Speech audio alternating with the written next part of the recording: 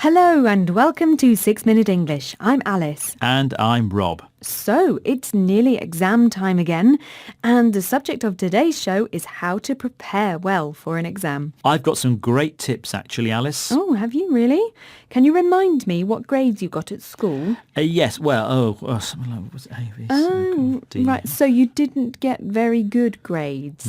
I probably should have started revising earlier, but my learning strategies were very good. Oh, really? Well, when you revise for an exam, you study information you learnt before. Okay, Rob, I'd love to hear more about your learning strategies, but first, here's today's quiz question for you.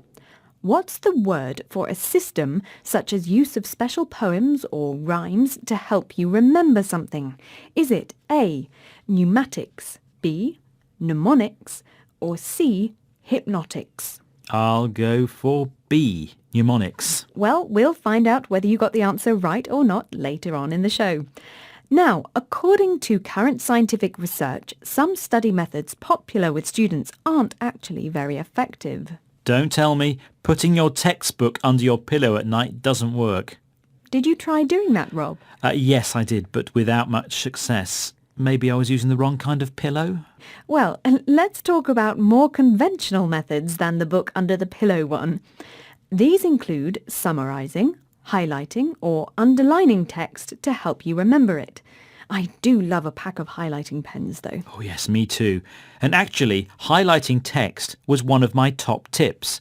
But I used to get so absorbed with the highlighting, I'm not sure I was actually learning anything useful. My notebooks were works of art, though. Yes, and that's the point made by John Dunlosky, professor of psychology at Kent State University in the US, who says that you need to do more than just highlight information.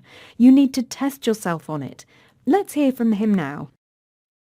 Students who can basically test themselves or try to retrieve material from their memory are going to learn that material in the long run a lot better. So for instance, maybe you start by reading a textbook using your favorite highlighter and favorite colors, but then you go back and make flashcards of all the critical concepts. And instead of just rereading those, you basically try to test yourselves on them. Professor John Dunlosky there.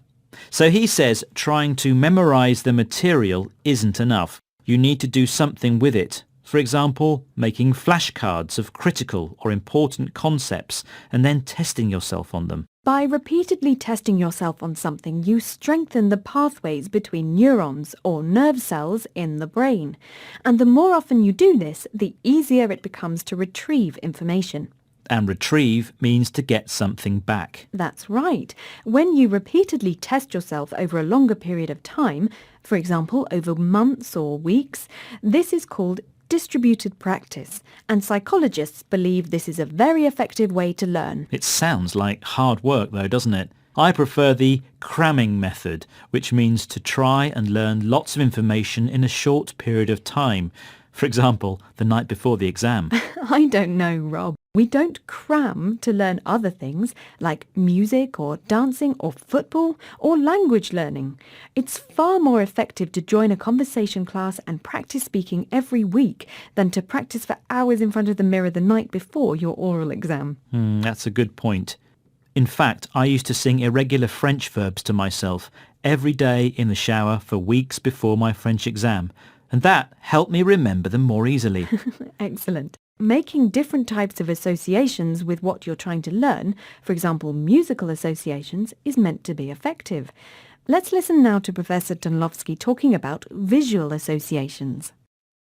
I would encourage students as they're reading to try to elaborate mentally using images as they're reading to kind of develop a more vivid picture of what they're reading. Again, that'll help quite a bit for some kinds of studies, maybe history and so forth, and a little bit less so for more conceptual studies. And if you elaborate on something, it means you add more information. In this case, mental pictures. So, creating mental pictures is useful for some subjects, like history or languages, but conceptual subjects, ones based on abstract ideas rather than things, like maths for example, it might not be so easy to associate ideas with pictures. Now, what about Albert Einstein? People say he was a very visual thinker. Well, you've got me there, Rob. I don't know the answer to that, but I can give you the answer to today's quiz question. I asked, what's the word for a system, such as use of special poems or rhymes to help you remember something? Is it A, pneumatics, B, mnemonics, or C, hypnotics?